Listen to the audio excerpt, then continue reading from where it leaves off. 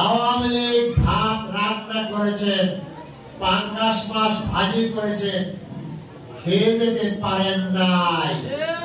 আপনারা ভাত রান্না করার সময়ও পাবেন না। সঠিক পথে হাঁটে, ফ্যাসিস্টদের বাদ দেন, সংস্কারের জন্য সময় নিন, নির্বাচনের জন্য প্রস্তুতি নেন, খুনিদের বিচার করতে দেন। তারপরে আগামী ডিসেম্বর থেকে জানুয়ারির মধ্যে নির্বাচন হবে। জনগণ যাকে ভোট দেবে তার রাষ্ট্র পরিচালনা করবে। এই যে ব্যানার লাগিয়ে জামাত ইসলামের 7 নং ওয়ার্ড প্রোগ্রাম করছি, এই প্রোগ্রাম করার সুযোগ আমরা পেতাম না।